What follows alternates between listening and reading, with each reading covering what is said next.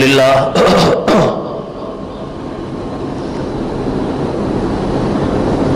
الحمدللہ رب العالمین، الصلاۃ والسلام علی سید الانبیاء والمرسلین،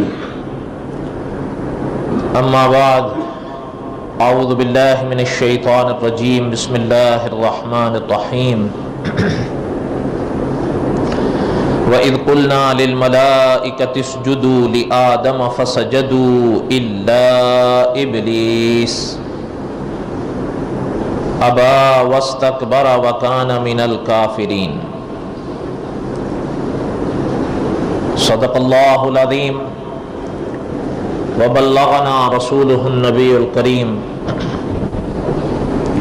ونحن على ذلك لمن الشاہدین والشاکرین، والحمد للہ رب العالمین۔ اللہم صلی علی محمد وعلی آل محمد کما صلیت علی ابراہیم وعلی آل ابراہیم انک حمید مجید۔ اللہم بارک علی محمد وعلی آل محمد کما بارکت علی ابراہیم وعلی آل ابراہیم انک حمید مجید۔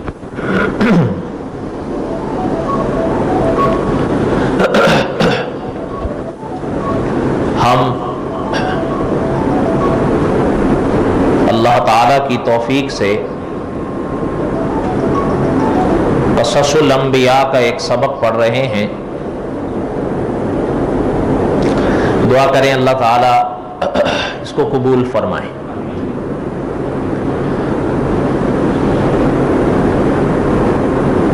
گزشتہ سے پوستہ جمعہ قصص الانبیاء کا جہاں تک سبق ہم نے پڑھا، وہ اس حصے کے متعلق تھا جس حصے میں ابلیس کا ذکر آتا ہے۔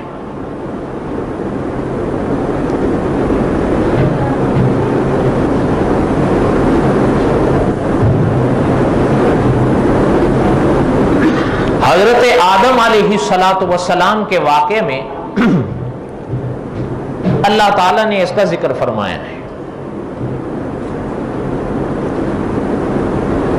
اس کے بارے میں تھوڑی سی باتیں تو ہم نے اس درس میں پڑھی، کچھ جیسے جیسا موقع آئے گا ہم پڑھتے جائیں گے انشاءاللہ۔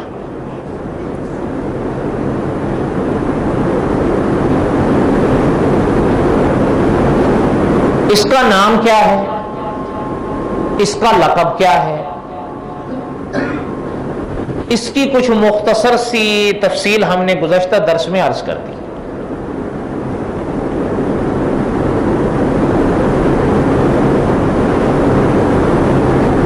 علماء لکھتے ہیں کہ یہ حضرت آدم علیہ السلام سے پہلے اوپر کی فضا میں رہتا تھا،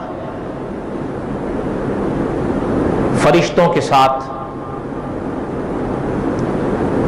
لیکن یہ بات آپ اپنے پلے باندھ لیں، شاید میں نے اس درس میں یہ ذکر بھی کی ہو، مجھے یاد نہیں، کہ حضرت حسن بصری رحمۃ اللہ علیہ فرماتے ہیں کہ یہ یاد رکھیے گا حضرت کی بات کو، کہ امام حسن بصری رحمۃ اللہ علیہ فرماتے ہیں کہ ایک پلک چھپکنے کے برابر بھی جو وقت ہوتا ہے، یہ اتنی سی دیر کے لیے بھی یہ کبھی فرشتہ نہیں بنا۔ کان من الجن، اللہ نے قرآن پاک میں واضح فرمایا ہے کہ وہ جن ہے۔ اور آپ مجھ سے بہتر جانتے ہیں کہ اللہ تعالیٰ کی مخلوقات میں یہ تین بڑی ہیں، چوتھی کا ذکر بھی ہے، ہم نے شاید کسی سبق میں وہ پڑھا بھی ہے۔ انسان ہیں، فرشتے ہیں اور جنات ہیں۔ اس لیے یہ جن تھا، اور خود قرآن پاک میں اللہ نے فرمایا ہے تو بات ختم ہو گئی۔ ہاں فرشتوں کے ساتھ رہتا تھا، اس کا تذکرہ فرمایا ہے علماء نے اور مورخین کے اس حوالے سے کہ جب زمین پر فرشتوں نے حملہ کیا اللہ کے حکم سے، اور چونکہ جن لوگوں نے فتنہ کھڑا کیا تھا اور فساد، ان کو جب ملائکہ نے مارا تو اکابر فرماتے ہیں کہ اس زمانے میں فرشتے اس کو ساتھ لے گئے تھے، یہ ان کے ساتھ رہا اور عبادات بھی کرتا رہا۔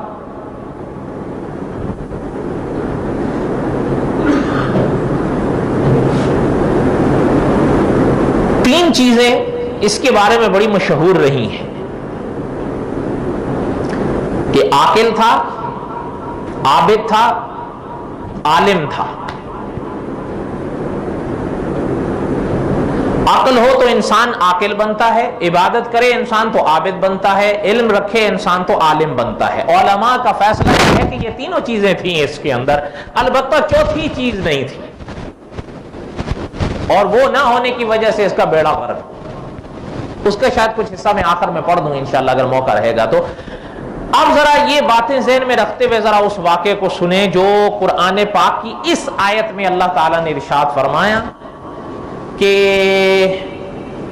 اللہ نے حکم دیا ملائکہ کو کہ میرے آدم کو سجدہ کریں۔ یہ تفصیلات ہم نے سب پڑھ لی پہلے۔ اب یہاں پہ ہم رک گئے تھے کہ اسی آیت میں اللہ نے فرمایا ہے الا ابلیس، مگر ابلیس، اس نے نہیں کیا، ہڑا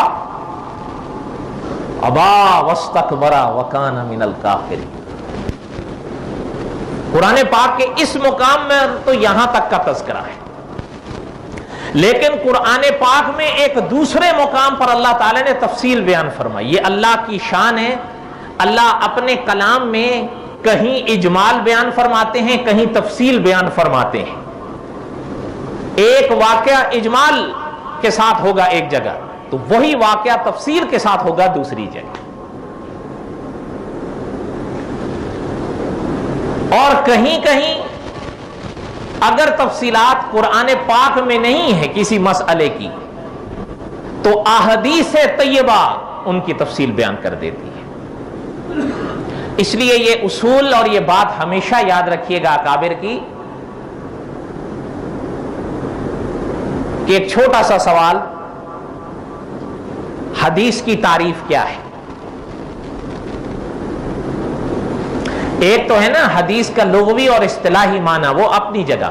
ہمارے ایک عالم تھے، انہوں نے بڑا عام فہم معنی بھی اس کا سمجھایا تاکہ آپ کے اور ہمارے دل میں بیٹھ جائے۔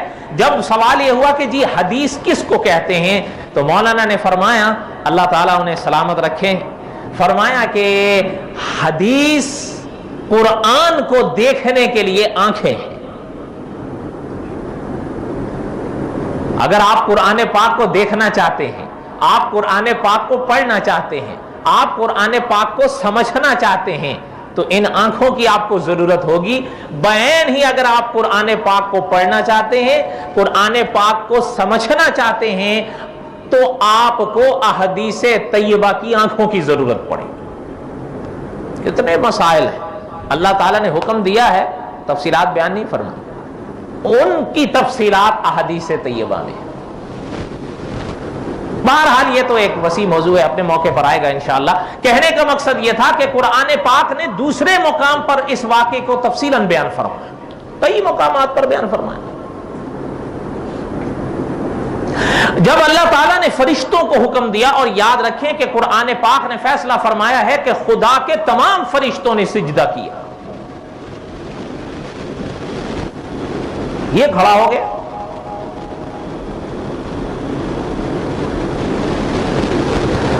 علماء لکھتے ہیں کہ اللہ تعالیٰ جانتے ہیں، یہ نہیں کہ اللہ تعالیٰ نہیں جانتے، اللہ تعالیٰ جانتے ہیں، لیکن حجت تمام کرنے کے لیے اللہ تعالیٰ نے خود اس سے دریافت فرمایا، پوچھا اس سے۔ قال یا ابلیس، اللہ نے فرمایا اے ابلیس، ما منعکا، کس چیز نے تجھے روکا ہے،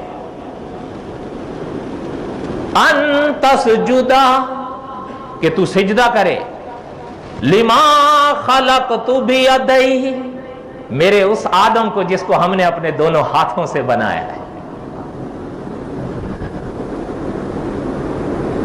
یہ آیت کا معنی سمجھ میں آیا ہے؟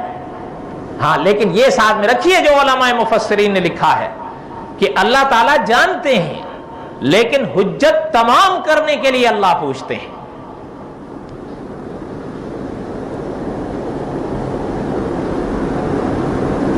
اللہ تعالیٰ نے جب اس سے بات یہ فرمائی،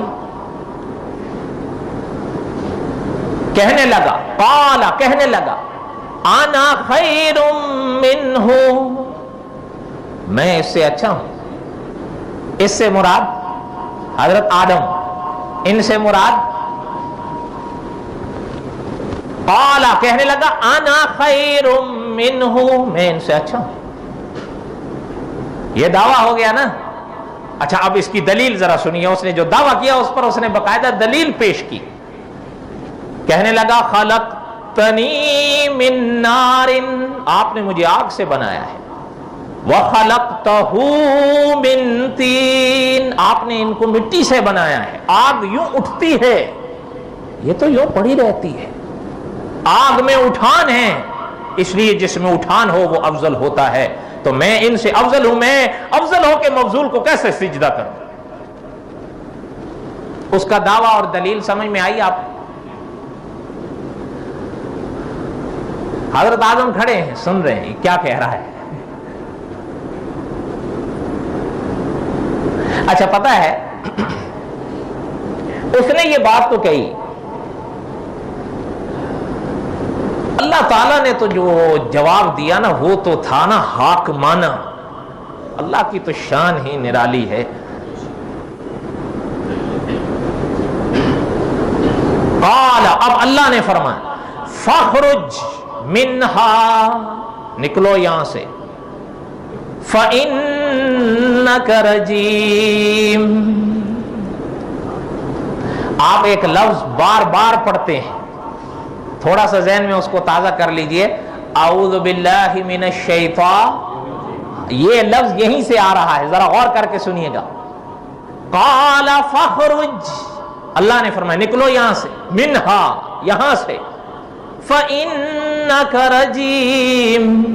اب وہ لفظ وہاں سے ملائیں آپ، اعوذ باللہ من الشیطان الرجیم، یہ رجیم۔ اور آپ خود سوچیں کہ ایک آپ اور ہم کسی کو مردود کہیں اور بات ہے، اور ایک خدا کسی کو مردود کہیں دوسری بات۔ اس لیے آپ وہ بات میری یاد کر لیں جو میں نے عرض کی تھی کہ ابلیس کا معنی کیا ہے۔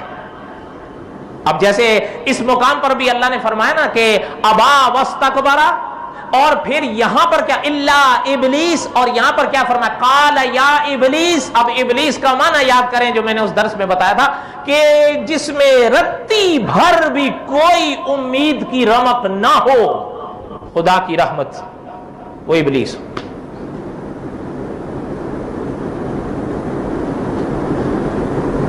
یہاں تک کوئی بات سمجھ میں آئی ہے؟ اب پہلی بات تھوڑی سی، اب تو کچھ تفصیلات سن لیں، یہ تو ہو گیا اجمال۔ اس نے جو یہ بات کہی ہے نا، مولانا عبد الرحمن صاحب مظاہری نے بڑی عجیب بات لکھی ہے کہ جب علم ناقص ہو نا تو پھر اس طرح کے کمزور دلائل کو بھی انسان پربت سمجھتا ہے۔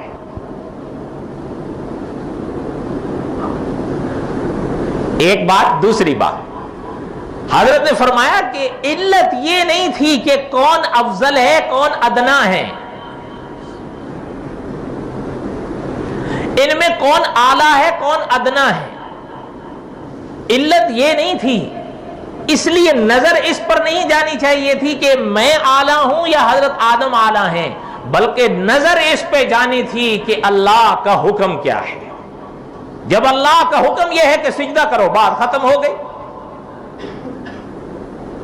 اب یاد رکھیے گا، جو لوگ یہ کہتے ہیں کہ کیا ہم فلاں کو سجدہ کریں یا ہم فلاں کو سجدہ کریں، یا کہتے تھے ان کے زمانے میں بھی علماء جہاں ان کو جوابات دیتے تھے تو وہ کہتے تھے کہ حضرت آدم کو کروایا گیا، تو علماء یہی فرماتے تھے کہ حضرت آدم کو سجدہ کرنے کا اللہ کا حکم موجود ہے، یہاں پر تم حکم دکھا دو تو کر لو۔ یہاں تو منع موجود ہے، حکم کہاں ہے؟ اس لیے اب یہاں پر اب اس مسئلے پر اس کو قیاس کرنے نہ نکل چلے، وہاں اللہ نے حکم دیا، بات ختم ہو گئی۔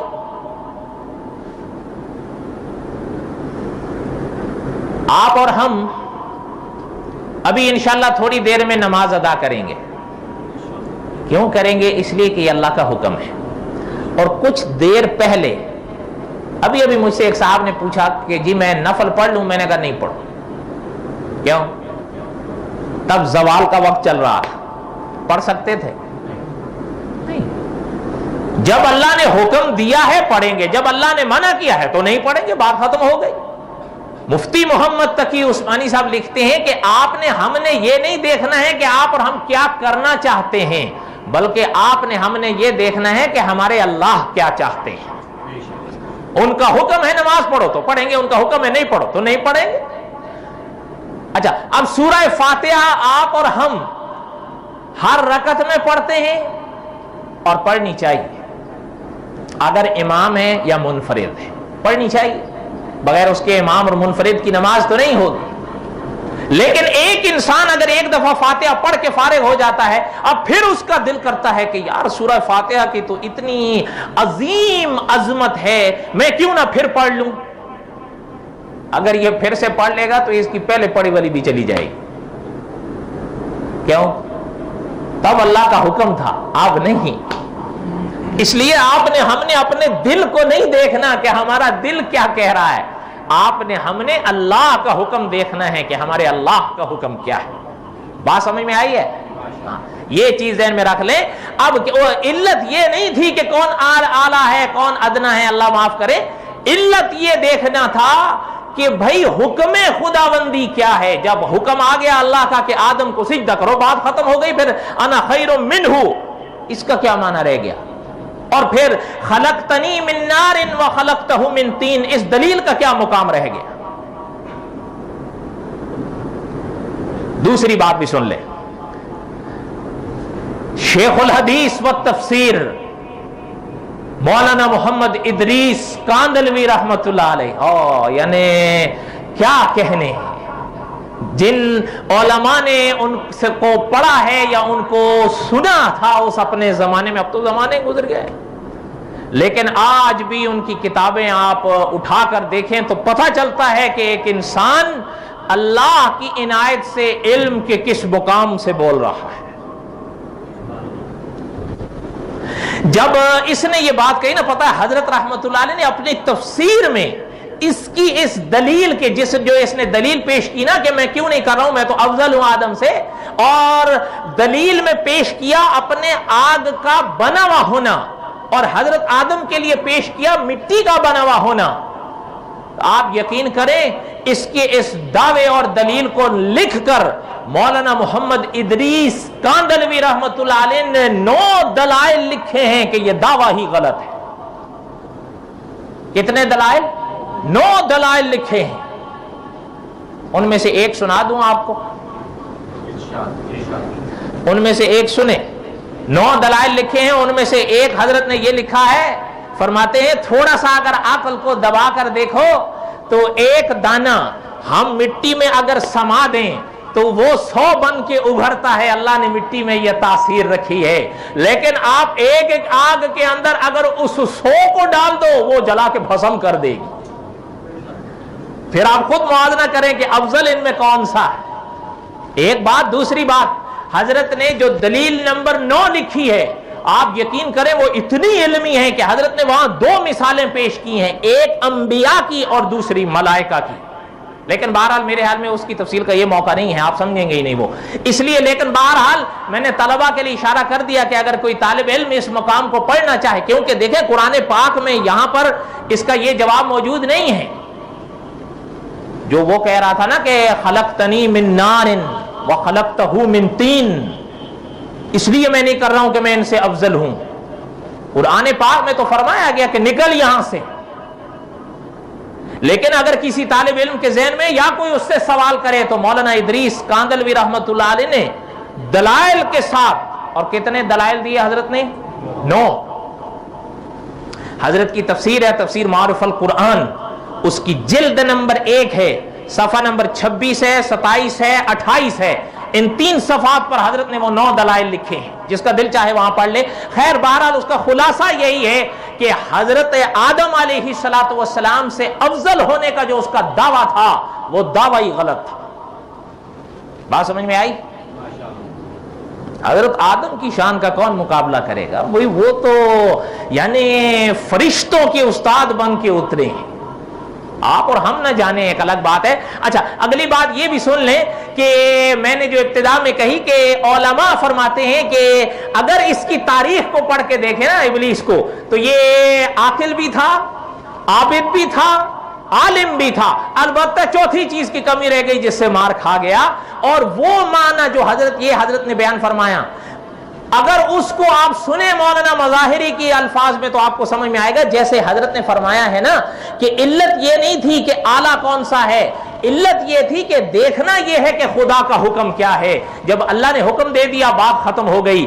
اسی معنی کو ذرا تفصیل کے ساتھ مولانا اشرف علی تھانوی رحمۃ اللہ علیہ سمجھا گئے، فرمایا ایک لفظ ہوتا ہے عالم، ایک لفظ ہوتا ہے عاقل، ایک لفظ ہوتا ہے عابد، حضرت نے فرمایا ایک لفظ ہوتا ہے عاشق۔ اب اس لفظ کو پھر سے سنیں، فرمایا ایک لفظ ہے عالم، ایک لفظ ہے عابد، ایک لفظ ہے عاقل، ایک لفظ ہے عاشق۔ فرمایا علم ہو تو انسان عالم بنتا ہے، عبادت کرے تو عابد بنتا ہے، عقل ہو تو عاقل بنتا ہے، عشق ہو تو عاشق بنتا ہے۔ مولانا تھانوی رحمۃ اللہ نے فرمایا عاقل بھی تھا، عالم بھی تھا، عابد بھی تھا، بس عاشق نہیں تھا۔ اس لیے کہ جن سے کسی کو محبت ہوتی ہے، جب ان کا حکم آتا ہے کہ یہ کرنا ہے، پھر محبوب یہ نہیں دیکھا کرتا کہ یہ میں افضل ہوں، وہ افضل ہے، فلاں افضل ہے، نہیں، پھر جو حکم ہوتا ہے، جن سے محبت ہوتی ہے، اس محبت کا تقاضا یہ ہوتا ہے کہ جو انہوں نے کہا ہے پھر اس کو پورا کرنا ہے۔ یہ بات صحیح ہے غلط ہے حضرت تھانوی کی رحمہ اللہ؟ بات ختم ہو گئی۔ اچھا ایک چیز یہ بھی آپ سن لیں، اس لیے یہ چیز ذہن میں رکھیں کہ دیکھنا اس کو یہ نہیں چاہیے تھا کہ میں افضل ہوں یا یہ افضل ہے، حالانکہ فی الحقیقت حضرت آدم ہی افضل تھے، لیکن اگر اس کو یہ چیز نہیں سمجھ میں آ رہی تھی، اللہ کا حکم علت تھا اس مسئلے میں، جب اللہ نے حکم دے دیا تھا کہ میرے آدم کو سجدہ کرو، بات ختم ہو گئی یا نہیں ہو گئی؟ آپ سے بھی کبھی کوئی پوچھا کرے نا کہ جی یہ اپنا خدا نہ کرے جس دیش میں آپ اور ہم رہتے ہیں وہاں کبھی یہ سوال آ جاتے ہیں، سور کیوں نہیں کھاتے ہو، شراب کیوں نہیں پیتے ہو، جوا کیوں نہیں کھیلتے ہو؟ ہم یہ تینوں کام نہیں کرتے ہیں نا؟ سوچ لیں بھائی، ٹھنڈے دل سے بتائیں مجھے، نہیں کرتے ہیں نا؟ دھوکہ بھی نہیں دیتے، بالکل سوال ہی نہیں پیدا ہوتا جی دھوکہ ہم نے، توبہ توبہ کیا کہہ رہے ہیں، سوال ہی نہیں پیدا ہوتا۔ اللہ تعالیٰ رحم فرمائے۔ خیر بہرحال میرے کہنے کا مقصد یہ تھا کہ اگر آپ سے کوئی اس طرح کے سوال کریں، روزہ کیوں رکھتے ہو، نماز کیوں پڑھتے ہو، وضو کیوں کرتے ہو، غسل کیوں کرتے ہو، قرآن کیوں پڑھتے ہو، خدا نہ کرے سور کیوں نہیں کھاتے ہو، شراب کیوں نہیں پیتے ہو، جوا کیوں نہیں کھیلتے ہو، سود کیوں نہیں کھاتے ہو، ان کو ان تمام سوالوں کا ایک ہی جواب دو کہ ہمارے اللہ کا حکم یہ ہے کہ وہ اچھے عمل کرنے ہیں، یہ برے عمل نہیں کرنے ہیں، بس بات ختم۔ ہمیں ان کے علتیں، ہمیں ان کی حکمتیں سمجھ میں آئیں یا نہ آئیں کہ اس میں کرنے میں کیا راز ہے، اس کے نہ کرنے میں کیا راز ہے، روزہ کیوں رکھنا ہے، نماز کیوں پڑھنی ہے، سود کیوں نہیں کھانا ہے، شراب کیوں نہیں پینی ہے، اگر ہمیں یہ پتا ہے، یہ نہیں پتا کہ یہ سب کیوں ہے، ہم نے ایک ہی علت دیکھنی ہے کہ ہمارے اللہ کا حکم یہ ہے وہ اچھے عمل کرو، ہم نے کرنے ہیں، یہ برے عمل نہ کرو تو ہم نے نہیں کرنے، بس تمام ہر بات ایک ہی جواب ہے تمام باتوں۔ اچھا یہ بات بھی سن لیں، یہ آپ حضرات کے لیے جواب دیا اور یہ فی الحقیقت بڑا جامع جواب ہے، رہ گیا مسئلہ حکمتوں کا، تو اس پر بھی ہمارے اکابر بہت کچھ لکھ گئے ہیں۔ ابھی میں نے ذکر کیا مولانا اشرف علی تھانوی رحمۃ اللہ علیہ کا، ان کی ایک مستقل کتاب ہے احکام اسلام، اسلام کے جو حکم ہیں، نماز ہے، روزہ ہے، زکوٰۃ ہے، حج ہے، اور طرح کے احکامات ہیں کرنے کے نہ کرنے کے، اچھا جو حد وغیرہ میں بھی لاگو ہوتے ہیں کہ قصاص میں یہ حکم ہے، تعزیر میں یہ حکم ہے، اور کوئی خدا نہ کرے کچھ اور مسئلہ ہو جائے تو ایسے کرنا ہے، یہ ساری تفصیلات جن کو کہا جاتا ہے اسلام کے حکم، حضرت نے مستقل اس پر کتاب لکھی ہے، احکام اسلام عقل کی نظر میں. ایک ایک مسئلہ پڑھتے جائیں، اس کی حکمتیں بھی پڑھتے جائیں. نماز میں رکوع ایک کیوں، سجدے دو کیوں ہے رکعت میں؟ ہے یا نہیں؟ رکوع کتنے کرتے ہیں ایک رکعت میں آپ، اور سجدے دو. اچھا یہ انگشت سبابہ کا اشارہ کیوں ہے؟ جب سلام پھیرے انسان یوں کیوں رکھے؟ یا مثلا آپ غسل کرتے ہیں تو غسل میں ایک سنت یہ ہے کہ پہلے آپ یہ 3 بار کندھا دھوئیں، اور ایک بار یہ 3 بار یہ کندھا دھوئیں، پھر باقی جسم پر آپ پانی بہائیں گے اس دھڑ کے اوپر. تو پہلے یہ 3 کیوں دھونے ہیں؟ اچھا زکوٰۃ اسی طرح 2.5% والا مسئلہ، پھر روزے کا مسئلہ، حج کا مسئلہ، ایک ایک چیز حضرت نے اس میں لکھ دی ہے. اس کتاب کا نام ہے احکام اسلام عقل کی نظر میں. کوئی پڑھنا چاہے بالکل پڑھ سکتا ہے. سود کیوں حرام ہے، شراب کیوں حرام ہے، خنزیر کیوں حرام ہے، اللہ معاف کرے کتا کیوں حرام ہے، ایک ایک چیز. ہمارے اکابر نے کوئی چیز چھوڑی نہیں ہے. آپ اور ہم نہ جانے تو الگ بات. اچھا خیر، کہنے کا مقصد یہ تھا کہ ہمارے لیے ہو، اس کے لیے بھی بات ختم تھی. جب اللہ نے حکم دے دیا تھا سجدہ کرو، بات ختم ہو. عقلی گھوڑے دوڑانے کا کیا مقصد ہے؟ کوئی بات سمجھ میں آئی ہے؟ اب اسی اگلی آیت تو انشاءاللہ اگلے درس میں ہوگی. البتہ جو میں نے گزشتہ سے پوستہ درس میں واقعہ ادھورا چھوڑا تھا اس کو میں پورا کر دوں. آپ کو یاد ہے وہ کیا واقعہ میں نے ادھورا چھوڑا تھا؟ 15 دن گزر گئے ہیں.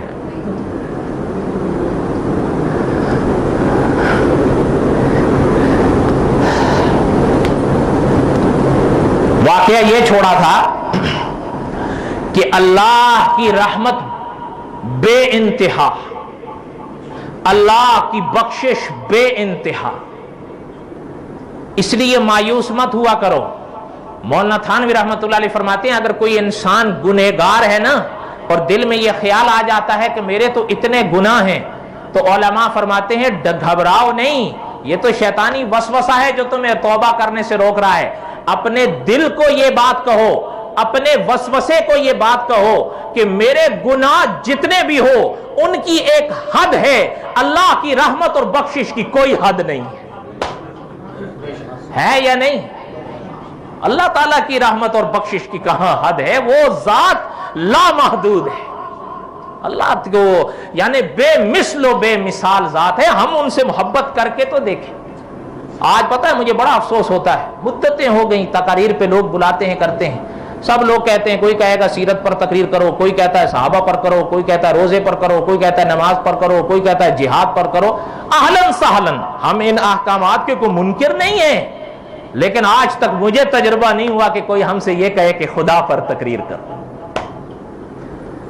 سن 1998 میں جب میں نے مفتی حبیب الرحمان صاحب خیر آبادی کو دارالعلوم دیوبند سے بلایا، حضرت تشریف لائے، تو حضرت کو میں نے یہ بات عرض کی تھی کہ حضرت آپ نے یہاں بیان کرنا ہے اور اللہ کے بارے میں کرنا ہے کہ اللہ کی ذات کو کہنا. یہ تھا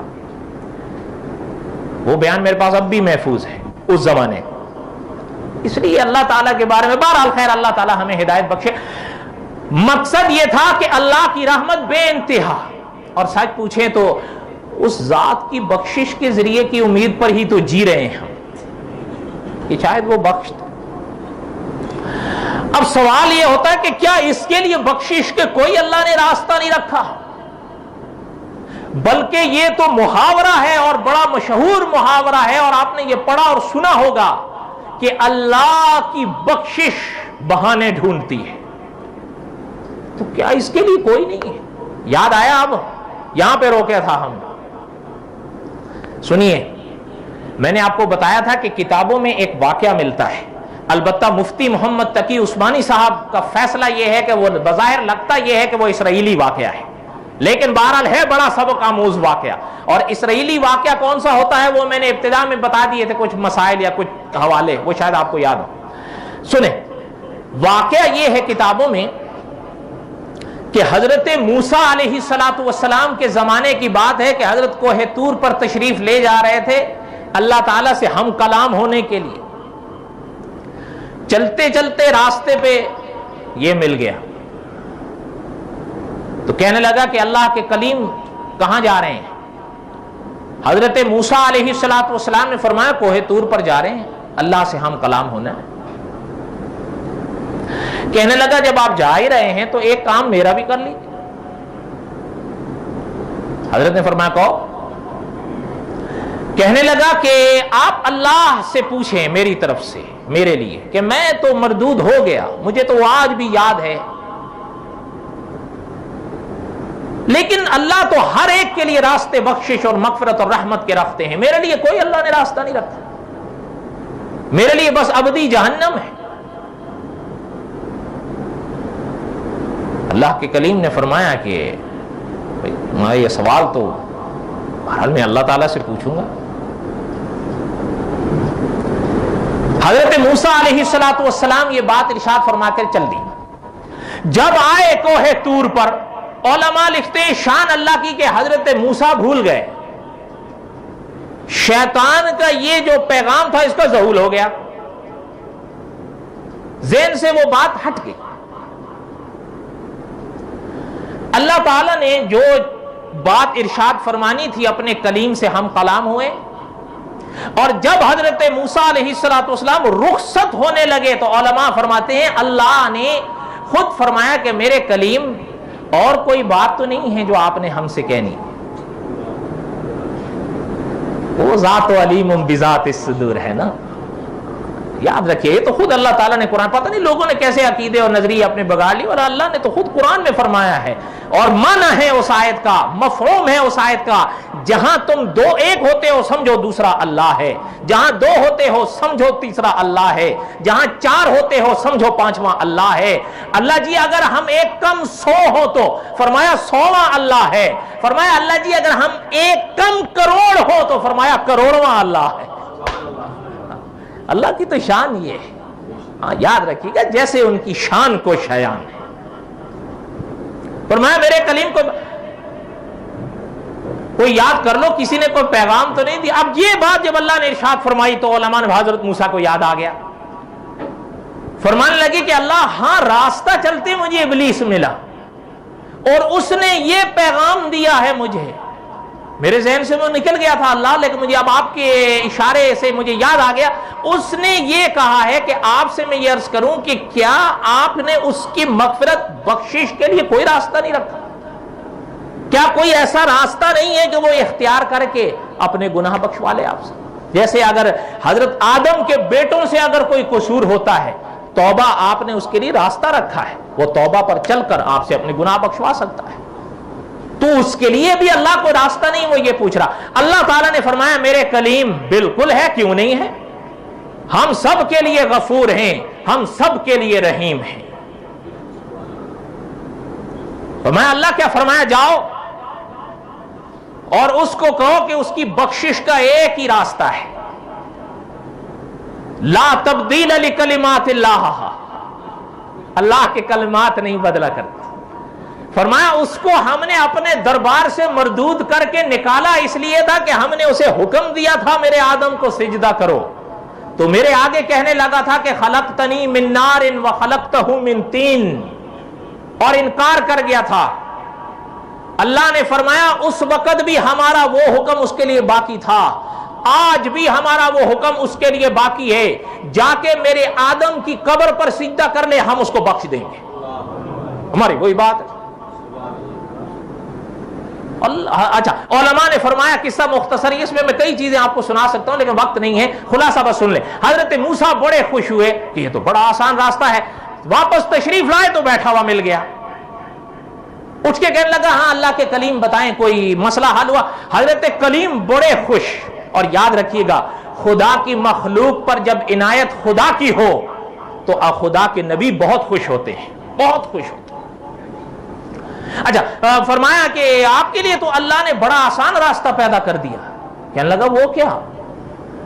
حضرت موسیٰ علیہ السلام نے فرمایا وہ یہ تھا کہ اللہ کا غضب اور اللہ کی لعنت آپ پر اس لیے برسی تھی کہ اللہ نے آپ کو حکم دیا تھا حضرت آدم کو سجدہ کرنے کے لیے, تو نے نہیں کیا, تو نے نہیں کیا, اس لیے تمہارے لیے اب بھی وہی حکم ہے. اللہ نے فرمایا ہے جا کر حضرت آدم کی قبر پر سجدہ کر لو, اللہ تمہیں معاف کر دیں گے. وہ اکڑ گیا, کہنے لگا کمال ہے, جن آدم کو میں اپنے سامنے کھڑے ہوئے سجدہ نہیں کیا, میں اب ان کی قبر پر کیوں کروں, نہیں کروں. ابا واستکبر وکان من الکافرین, پھر اکڑ گیا. کوئی بات سمجھ میں آئی یا نہیں آئی؟ یہ بدبختی ہوتی ہے، یہ یاد رکھیے گا، علماء فرماتے ہیں یہ گناہوں کی نحوست ہوتی ہے کہ انسان کی فہم جسے سمجھ کہتے ہیں، اس کو کہتے ہیں کج ہو جانا، وہ ٹیڑھی ہو جاتی ہے، پھر اس کو صحیح سوچنے اور سمجھنے کی توفیق ہی نہیں رہتی۔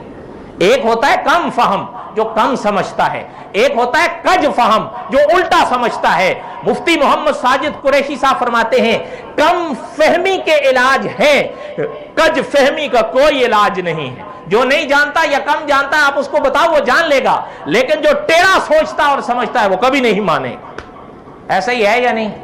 دعا کریں کہ اللہ تعالی ہماری حفاظت فرمائے، اللہ تعالی ہمیں کج فہم نہ بنائے۔ انشاءاللہ قصص الانبیاء کا یہ سلسلہ باقی آئندہ جمعہ، اللہ تعالیٰ آپ کے ہم سب کے حامی و ناصر ہوں۔ وما علینا الا البلاغ المبین۔ سنتیں پڑھ